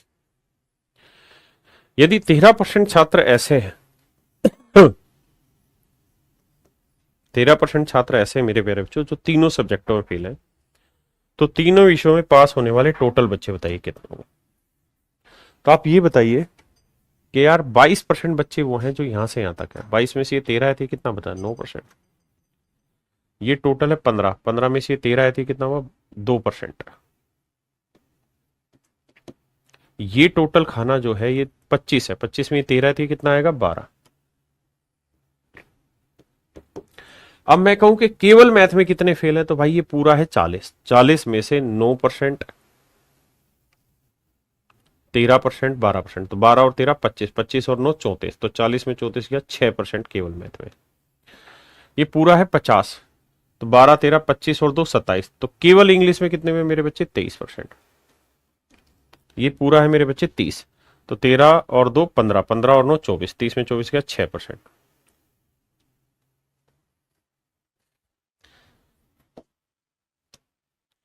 अब मेरे भाई केवल मैथ में कितने बच्चे पास हुए, 6, केवल इंग्लिश में कितने पास हुए, 23, और केवल हिंदी में पास कितने हुए, 6। ये तो वो बच्चे हैं जो केवल एक सब्जेक्ट में पास हुए। अब मेरे प्यारे बच्चों उन बच्चों की संख्या बताइए जो 2 सब्जेक्ट में पास होंगे। 9%, 2%, 12%, 9%, 12%, 2%। अब मेरे बच्चे उन बच्चों की संख्या बताइए जो तीनों सब्जेक्ट में पास हुए, तो वो है केवल 13%। अब इन्हें जोड़ेंगे तो भाई देखो 6 3 9, 9 और 6 15, 15 और 9 24, 24 2 26, 26 2 28, 28 और 3 31 का 1 असल 3, 3 2 5 और 6 1 7। तो 71% बच्चे मेरे प्यारे बच्चों ऐसे हैं जो कुल मिला के फेल हुए, कुल मिला के फेल हुए। टोटल बच्चों की संख्या हमने निकाल दी मेरे बच्चे रोहित मदान मोहम्मद सैफाली। तो मेरे बच्चे कुल मिला के 71% बच्चे ऐसे जो कुल मिला के फेल हुए किसी भी तरीके से। तो बाकी बच्चे कौन से हुए जो पास हुए। तो 100% में से मेरे नन्हे मुन्ने बच्चों 71% हटा दोगे तो आया 20, है ना, 29%। तो 29% बच्चे वो होंगे जो तीनों विषयों में पास हुए। एक तो तरीका है ये, ठीक है, बहुत सुंदर। दूसरा तरीका है मेरे बच्चे फार्मूले वाला। अब बात करते हैं फार्मूले वाले से। फार्मूले से इस सवाल को कैसे सोल्व किया जाए।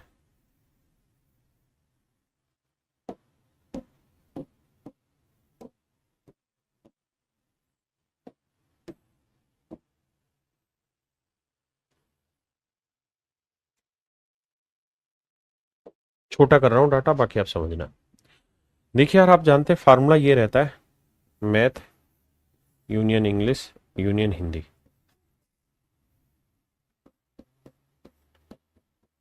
Math English Hindi, math common English, math ना हिंदी, अरे क्या है ये, English intersection Hindi, Hindi intersection math, और प्लस में करना है तीनों में जो कॉमन हो, यानी N math intersection English intersection Hindi. ये मेरे प्यारे बच्चों मेरा यूनियन निकालने का फार्मूला है कि मैथ हो या इंग्लिश हो या हिंदी हो, तीनों में कुल मिला के कितने बच्चे फेल हैं। तो मैथ में है मेरे भाई 40%, हिंदी में है 30%, अंग्रेजी में 50%, मैथ और इंग्लिश में भाई 25%, 15% है इंग्लिश हिंदी में, 22% है हिंदी मैथ में, और तीनों में 13% है। जोड़ दो भाई, तो 40 30 70 और 50 120, 120 और 13 133। तो प्लस वाले आए 133, माइनस वाले करेंगे 25 से 15 40, 40 और 22 कितना हो गया भाई, 40 और 22 हो गया 62, 3 में 2 गया 1, 13 में 6 गया 7। तो मेरे प्यारे बच्चों कुल मिला के 71% बच्चे ऐसे हैं जो मैथ या इंग्लिश या हिंदी में कुल मिला के पास हुए, यानी इनके यूनियन में। तो टोटल कुछ नहीं दे रखा, तो इसका मतलब 100% है। तो इसमें से 71% पास हुआ, तो बाकी कितना बचा 29%। तो 29% बच्चा मतलब 71% फेल है मेरे प्यारे बच्चों, माफ करना तीनों में। इनके यूनियन में 71% है, तो बाकी 29% वो होंगे जो इस यूनियन के नहीं है, यानी जो पास हुए होंगे तीनों में। तो ये मेरा आंसर है। हाँ जी, जैसे मर्जी आंसर दे दीजिए, आपकी समझ के ऊपर डिपेंड है आप कैसे सोचते हैं। अगर 3 का हो तो मुझे लगता है फार्मूले से आसान है, क्योंकि आपको ये लिखना नहीं है, आपको खटाखट करना है। और एग्जाम्पल से सवाल समझाता हूं। 3 वाले में जहां तक संभव हो मेरे बच्चों, आप कोशिश करके वेन डायग्राम ना बना के सीधे फार्मूले से काम करिए। 2 वाले में मेरे प्यारे बच्चों आपको वेन डायग्राम बनाना होता है। करिए जी।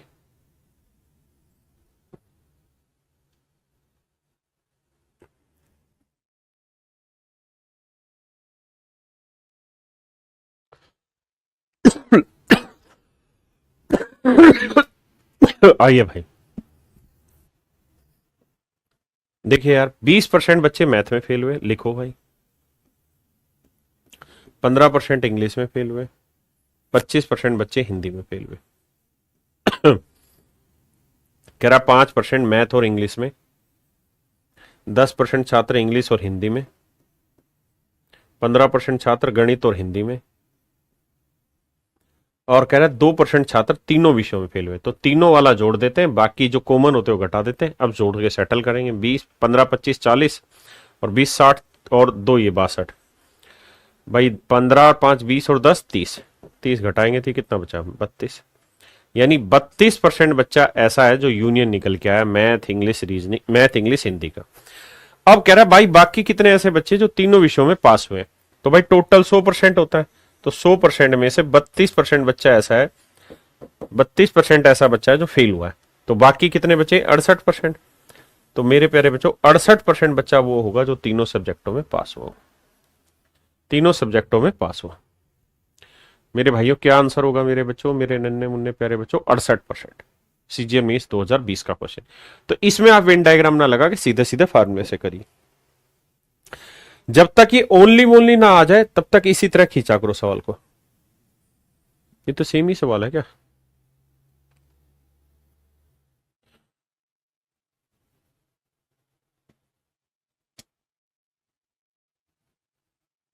हाँ ये तो सेम ही सवाल है भाई। ये तो सेम है, सेम सवाल था।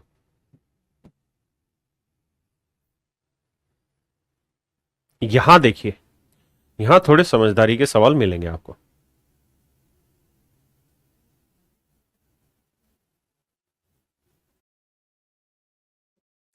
मेरे बच्चों ध्यान से सवाल को पढ़े। हम इसे फिर फार्मूले से ही रगड़ेंगे, चिंता वाली बात नहीं है, लेकिन फार्मूला लिखने की जगह तो मिलेगा ही। अब ये 3-3 वाले सवाल इतने बड़े हो जाते हैं, क्या रहे क्या। देखिए भाई ध्यान से पढ़ तो लिया ही आपने, मैं हाईलाइट कर देता हूं। कहता है इन एन एग्जाम, पहले फार्मूला लिखवाता हूं फिर बाकी बातें बाद में। मैथ, फिजिक्स और केमिस्ट्री। तो मेरे बच्चे math, physics, chemistry. N math, n physics, n chemistry, n math intersection physics, physics intersection chemistry, chemistry intersection math, plus n math intersection physics intersection chemistry.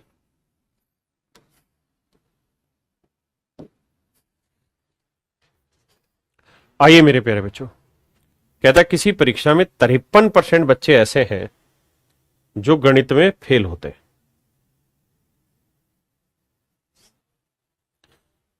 नहीं पास में क्या है, in an examination 53% student pass in mathematics. Pass वाले तो math में 53% बच्चे पास में जी, physics में 61% बच्चे पास में जी, 60% बच्चे केमिस्ट्री में पास में, 40% ऐसे हैं जो मैथमेटिक्स एंड फिजिक्स में, 24% सॉरी, 35% ऐसे जो फिजिक्स और केमिस्ट्री में, 35% ऐसे जो फिजिक्स और केमिस्ट्री में, और 27% ऐसे जो मैथ और केमिस्ट्री में, 27% ऐसे जो मैथ और केमिस्ट्री में। और मेरे प्यारे बच्चों 5% बच्चे ऐसे हैं एंड 5% इन नन, 5% किसी भी विषय में पास नहीं होते। ये है मैथ में पास होने वाले, फिजिक्स में, केमिस्ट्री में, ये मैथ फिजिक्स में, ये फिजिक्स केमिस्ट्री में, ये केमिस्ट्री मैथ में। और मेरे बच्चे 5% बच्चे ऐसे जो किसी में भी पास नहीं होते, मतलब फेल होते हैं। तो भाई देखो एक बात आओ, टोटल 100% बच्चे, कह रहा है इसमें से 5% ऐसे हैं जो किसी में भी पास नहीं हुए, मतलब 5% फेल वाले। तो पास वाले कितने बचे, 95%। यानी टोटल जो यूनियन है इस बार वो 95% की है, यूनियन है 95% की। तो सवाल में आपसे पूछ रहा है, तो भाई ये बताओ, पहले ये बता दो कि तीनों सब्जेक्टों में कुल मिला के कितने फेल हुए, तीनों में कितने पास हुए, माफ करिए, तीनों सब्जेक्टों में कुल मिला के कितने पास हुए ये बता दीजिए। तो भाई सोल्व करोगे, करते हैं, ये सोल्व। पूछा क्या उसको छोड़ो, पहले ये निकालो तीनों में पास कितने हुए। तो आप कहोगे देखो सर ये तो 95 हो गया, यहां जोड़ते हैं भाई, प्लस प्लस वालों को जोड़ते हैं, 3 और 1 4, 6 6 12 और 5 17, 174, 24 35 27। तो देखो यार 7 5 12 और 4 16, बिल्कुल ठीक है। 2 और 3 5 2 7 और 1 8, बिल्कुल ठीक है। 14 में 6 गया 8, और 16 में 8 गया 8, 88। तो मेरे प्यारे बच्चों ये वाली जो वैल्यू आई, ये आई 88 जमा एक्स, और ये वाली वैल्यू 95।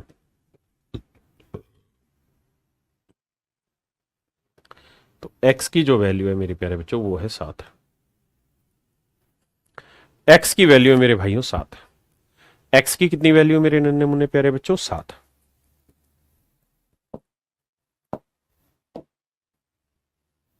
x की वैल्यू 7। अब जरा कहानी को समझेंगे प्यार से। देखिए अभी हमें स्पीड नहीं पकड़नी है, अभी हमें समझने पे फोकस करना और किसी चीज पे नहीं। भैया मैथ है, फिजिक्स है, केमिस्ट्री। मैथ में दे रखे 53, फिजिक्स में दे रखे 61, केमिस्ट्री में दे रखे 60। 24 बच्चे हैं मैथ और फिजिक्स में। 35 है भैया फिजिक्स और केमिस्ट्री में, और 27 बच्चे केमिस्ट्री और मैथ में। और हमने एक्स की वैल्यू निकाल दी, यानी तीनों में जो कॉमन है वो है 7 बच्चे। अब जो पूछ रहा वो निकालते हैं, अब सवाल पे आते हैं। तो सवाल में हमसे ये पूछ रहा भैया, ये भैया जी ये बताओ the ratio of percentage of passed in mathematics, यानी उन बच्चों का परसेंटेज का रेशियो बताओ जो मैथमेटिक्स में पास हुए। तो मेरे प्यारे बच्चों मैथ में पास होने वाले कितने बच्चे हैं? 53। मैथ में पास होने वाले बच्चे हैं 53, मैथ में पास होने वाले 53 बच्चे। एंड केमिस्ट्री, अच्छा sorry sorry sorry sorry sorry sorry, पूरा नहीं पढ़ा। सवाल में कह रहा है the ratio of percentage, the ratio of percentage of passed in mathematics and chemistry but not in physics. कहता है मैथ और केमिस्ट्री में पास हो लेकिन फिजिक्स में नहीं। तो मेरे बच्चे मैथ और केमिस्ट्री में पास हो लेकिन फिजिक्स में नहीं, तो वो कितनी संख्या होगी? तो आप कहेंगे मैथ और केमिस्ट्री में पास हो लेकिन फिजिक्स में नहीं, तो उनकी संख्या होगी 27 में 7 या 20। यानी 20 छात्र ऐसे होंगे जो केवल और केवल मैथ और केमिस्ट्री में पास होंगे, फिजिक्स में नहीं। किसके साथ? To the percentage of passed in physics and chemistry, उन बच्चों के साथ जो फिजिक्स और केमिस्ट्री में पास हो बट नॉट इन मैथमेटिक्स। जो फिजिक्स और केमिस्ट्री में तो पास हो, past in physics and chemistry but not in mathematics, but mathematics में पास ना हो। मेरे बच्चे मैथ में पास ना हो। तो देखो 35 में से 7 गया 28, यानी 28 बच्चे ऐसे हैं जो फिजिक्स और केमिस्ट्री में तो पास हुए हैं लेकिन मैथ में नहीं। पक्का? तो कह रहे हैं इनके साथ परसेंटेज बता दो या रेशियो बता दो। रेशियो बताना है, रेशियो में आंसर यहीं काट के लिख दू।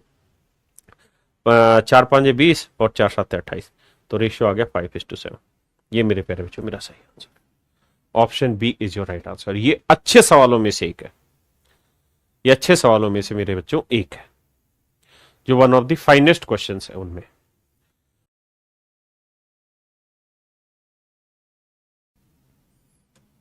अब लगाते हैं सीधा। कहता है यूनियन बताओ। तो मेरे बच्चे तीनों का फार्मूला आपको पता है यूनियन निकालने का। क्या? कि भाई मैथ में कितने पास हुए? 60। बहुत बढ़िया। 40% अंग्रेजी में, माशाल्लाह। 30% रीजनिंग में, बहुत बढ़िया। 10% मेरे भाई, 10% कह रहा है गणित और रीजनिंग में। 25% इंग्लिश और मैथ में। 15% रीजनिंग और इंग्लिश में। और बाकी ऐसे बच्चे होंगे जो तीनों के तीनों में कहानी सेट कर रहे होंगे। और कह रहा है कोई भी बच्चा ऐसा नहीं है जो फेल हुआ, यानी सारे के सारे पास हुए, मतलब 100 के 100% पास है। तो एक्स की वैल्यू हमें निकालनी है। तो देखो यार जोड़ो, 60 और 40 100, 100 तो कट गया, यहां 0 बचा। अब यहां देखो 25 और 15 40, 40 और 10 50, 50 में से 30 गया 20, -20 इधर आएगा प्लस का। तो मेरे बच्चे एक्स की वैल्यू आएगी 20। यानी इसका मतलब 20% बच्चे ऐसे हैं जो तीनों ही सब्जेक्टों में पास हुए। तीनों ही सब्जेक्टों में पास होने वाले मेरे प्यारे बच्चों कितने बच्चे हैं? 20%। तो छोटा सा आंसर है, छोटे से फार्मूले से बस। फार्मूला आपको रटा होना चाहिए, अलग अलग वैल्यू लिखो, फिर जो उनका कॉमन है वो घटा दो, और जो तीनों में कॉमन उसे जोड़ दो, तो यूनियन के बराबर आ जाता है। आइए मेरे बच्चे, ये बहुत ही खूबसूरत सवाल है। देखिए जरा दिमाग दौड़ा के, कुछ बात बनती है क्या?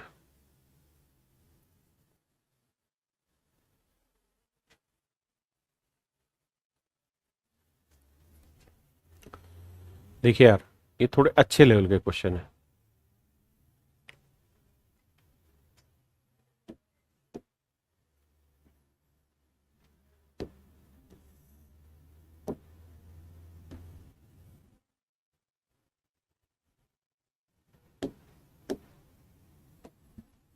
कह रहा जी टोटल कुल मिला के 51 बच्चे हैं, 35 बच्चे मैथ में पास हुए। मैथ में मेरे बच्चे 35 बच्चे पास हुए, टोटल बच्चे 51 है, ध्यान रखना।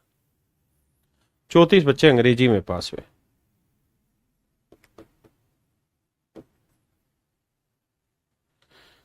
19 बच्चे जीएस में पास हुए,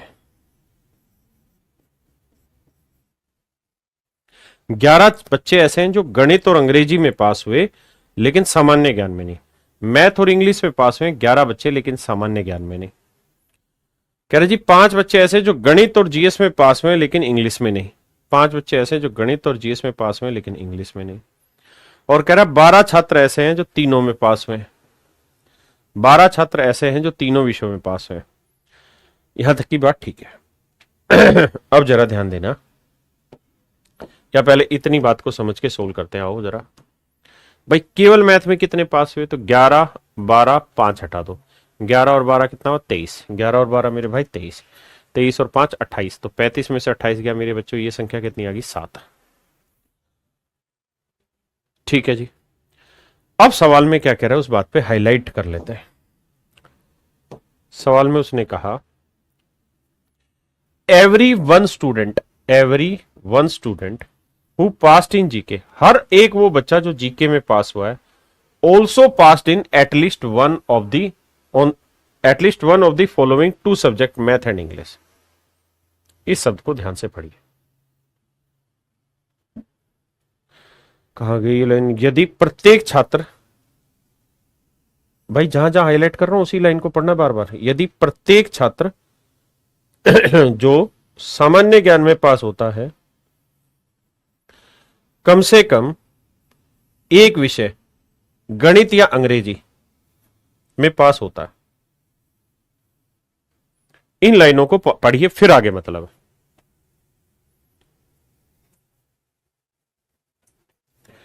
देखिए यार, अब इस बात का मतलब समझाने की कोशिश करूंगा।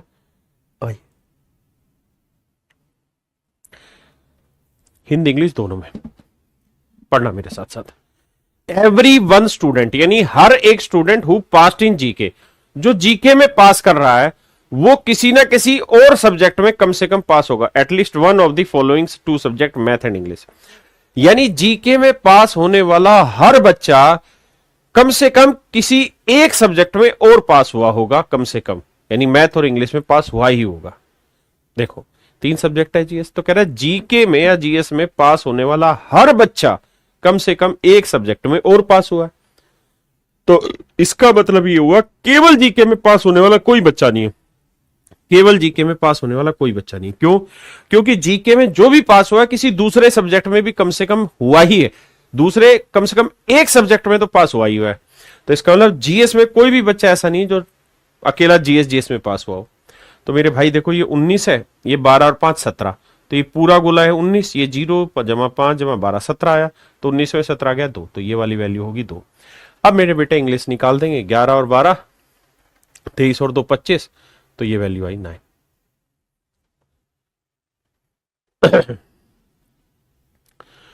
अब आगे क्या पूछ रहा है उस पर बात करते हैं। कहता है how many student passed none of the following 3 subject, तो कहता है कितने ऐसे बच्चे जिन्होंने कोई भी एक सब्जेक्ट पास नहीं किया। तो देखो यार टोटल बच्चे कर लेते हैं, जोड़ लेते हैं, ध्यान से देखना। 7 जमा 11 जमा 12 जमा 5, ये हुआ 35, 35 और 2 37, 37 में 0 जोड़ा 37, 37 और 9 46, तो टोटल नंबर ऑफ स्टूडेंट हुए 46। और कुल बच्चे थे कितने जो एग्जाम में अपीयर हुए थे 51, तो 51 में से 40 घटा दोगे मेरे बच्चे, तो बच्चे कितने 5, यानी 5 बच्चे ऐसे थे जिसने कोई भी एग्जाम क्लियर नहीं किया, यानी 5 बच्चे ऐसे थे जो सारे सब्जेक्टों में फेल हुए। देखिए अच्छे लेवल के क्वेश्चन है, और जो अच्छे लेवल के क्वेश्चन है उसमें आपको थोड़ा थोड़ा सा पढ़ना पड़ेगा, मेहनत करनी पड़ेगी, तब पल्ले पड़ेगा, नहीं तो नहीं पड़ेगा। हाँ जी,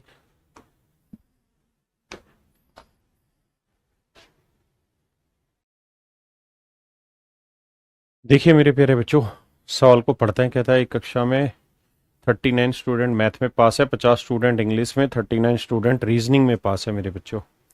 21 student pass math and English, 18 student pass in English and reasoning and 19 student pass in reasoning and math. If 22 students अबे भाई रुक जा, if 22 students passed in exactly 2 subject. सवाल में कह रहा है भाई 22 ऐसे बच्चे हैं जो एग्जैक्टली 2 ही सब्जेक्ट में पास हुए। 22 ऐसे बच्चे हैं जो केवल 2 ही सब्जेक्ट में पास हैं। तो ये जब भी केवल वर्ड हो ना भाई तो ये खतरनाक होता है, और इस केवल वर्ड की केवल सुलझाने के लिए सवाल के लिए फिर वेन डायग्राम बनाना मजबूरी हो जाएगा। आइए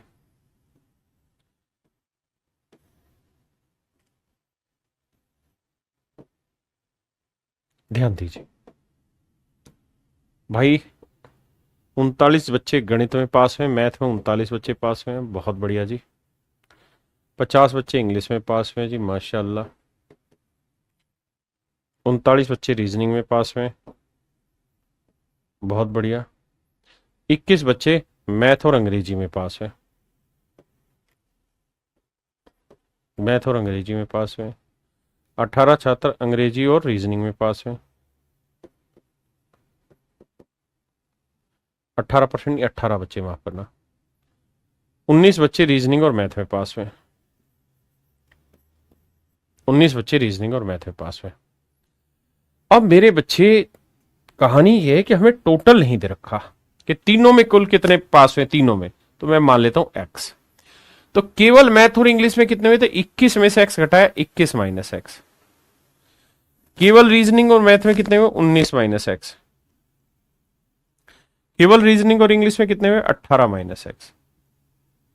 तो मेरे प्यारे बच्चों, इन तीनों का जब जोड़ करोगे, एक दो ना सॉरी सॉरी सॉरी सॉरी गलत बता रहा हूं, इन तीनों का 1 2 और 3, ये वो बच्चे हैं, 19 माइनस x वो बच्चे हैं जो केवल 2 सब्जेक्ट में पास हुए हैं, मैथ और रीजनिंग में। ये 18 माइनस x वो बच्चे हैं जो केवल 2 सब्जेक्ट में पास हुए हैं, और ये 21 माइनस x वो बच्चे हैं जो केवल 2 सब्जेक्ट में पास हुए हैं। और कह रहा है 2 सब्जेक्ट में पास होने वाले केवल 22 बच्चे। सोल्व करोगे भाई तो -3x, देखो 21 और 22, ये एक बचा।